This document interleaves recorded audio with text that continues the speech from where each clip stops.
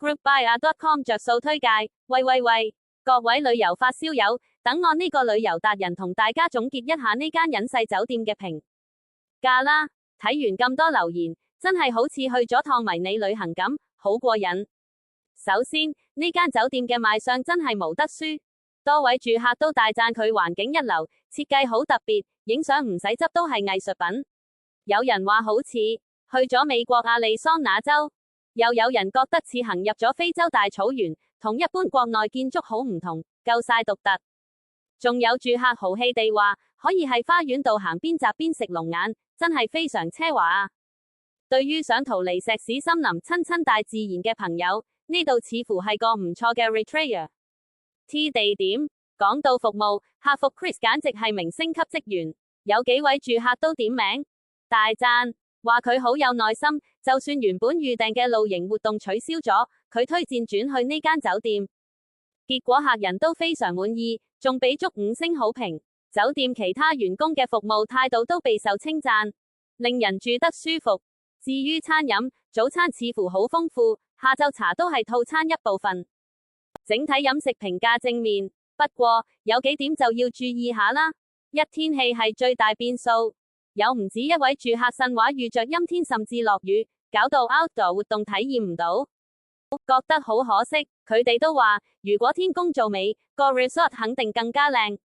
所以話揀日子都好緊要㗎。二，活動體驗有落差，有住客覺得活動無想象中咁刺激好玩，亦有評價話設施齊全但比較簡樸，感覺普通，冇乜特別，似乎唔好抱住玩主題樂園嘅心態，當係 relax 同體驗環境會更好。三，正如有位住客好有文采咁講，係非洲豪華風定係農家樂，即係100個人眼裏有100個哈姆雷特，好唔好玩？真係好睇個人期望同口味。總結嚟講，呢間酒店適合中意特色設計，想親近大自然，追求 relax 同打卡靚相嘅朋友。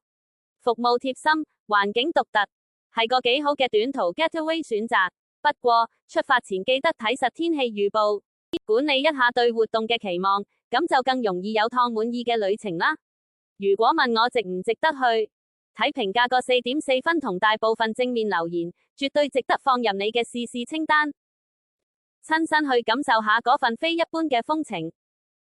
想體驗非洲風情但又未去過，咁就要試下惠州呢間斯利利非洲假日度假酒店啦。呢個度假村結合生態同奢華，讓你感受咩叫野車，源自自然，但又超越日常生活嘅享受。酒店坐落喺320畝嘅山林同平野之間，四周被灌木同黃金濕地包圍，最大程度保留咗原始景色，一入住就好似去咗浩瀚沙漠草原咁。而且呢度仲係寵物友好酒店，房間帶有私家院子、湯池同超大落地窗，夠晒寫意。酒店採用開放式山野格局，院前就有個超大無邊泳池，望出去就係遠山森林，絕對係打卡影相嘅熱點。想喺廣東附近揾個特別嘅度假體驗，呢度就啱晒你啦 Tilda。 酒店坐落於320畝的山林平野之中，整體被灌木和黃金濕地包圍，極大限度的保留了原始景色。詳情，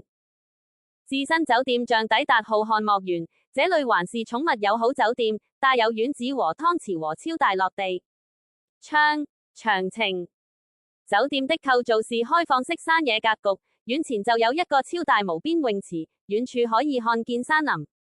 是拍照打卡的絕佳地。詳情，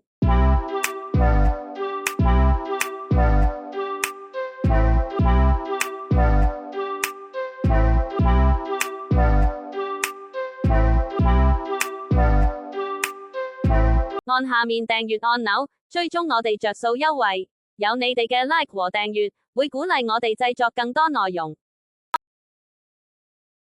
即刻上 GroupBuyer.com 啦！